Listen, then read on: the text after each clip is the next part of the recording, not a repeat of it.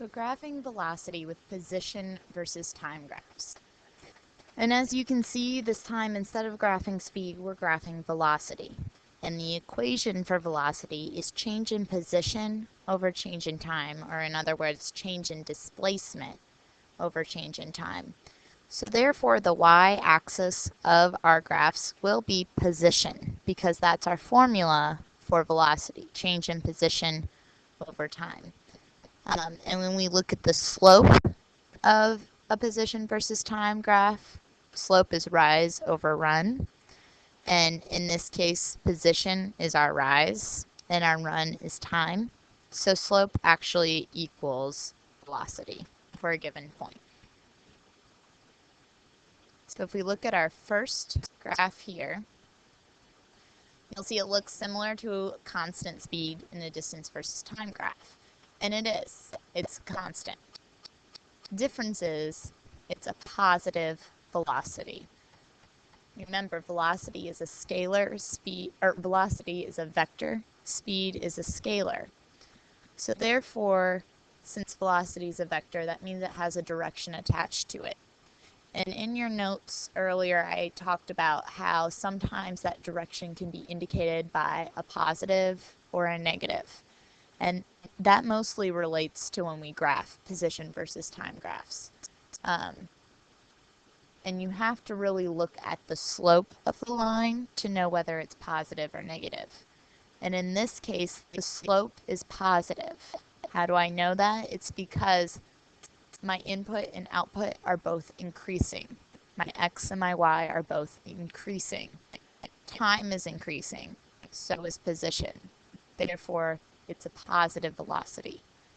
And when I say positive, that typically means, it depends on certain situations, but it typically means that you're going in the rightward direction or the upward direction. When it's negative, it's referring typically to a leftward direction or a downward direction. So it makes sense with a graph. Next up, we have something that looks like speed is increasing, given it we're a distance versus time graph, but it's actually a position versus time. And in this one, so we have increasing.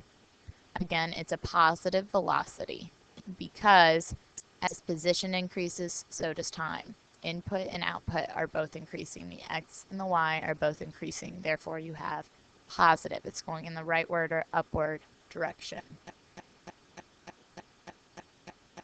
In this next one, we're still positive. As time is increasing, so is position. The difference here is that the slope is decreasing. The slope is positive, but it is getting less steep. So we have a positive velocity, but we also have a decreasing velocity. Just because velocity is decreasing doesn't necessarily mean it's negative. It just means what it is. It's decreasing. And that's kind of confusing. It's still a positive velocity, but it's decreasing its velocity. It's decreasing its speed, essentially. Here I put two graphs just to show you how to compare them. And as you know, both are positive, both are constant, but A is a small velocity compared to B, which is a large velocity. And you can tell that by the steepness of the line. How great is the slope? Both slopes are positive, but here you can clearly tell that it's not as steep as B. So therefore, it's moving at a lower velocity or smaller velocity. And this next one, you'll notice, is a little different than the other ones we've been doing. This one, both of the pictures have a negative velocity. And what that means is, remember I said with the positive velocity, input and output are both increasing. Time and position are both increasing.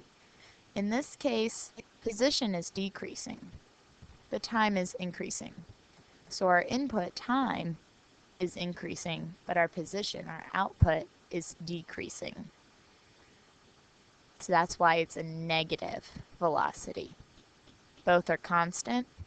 And just tell the difference, A is a small velocity compared to B, which is a large velocity. This line's steeper, therefore it's a larger velocity than the less steep line. Again, here, time is increasing, but our position is decreasing. Therefore, it has a negative velocity because the slope is negative. We also have an increasing velocity because even though the slope is negative, it is getting steeper as time increases. So the velocity is increasing. And down here at our last one, again, we have a negative velocity because the slope is negative. Time is increasing while position is decreasing.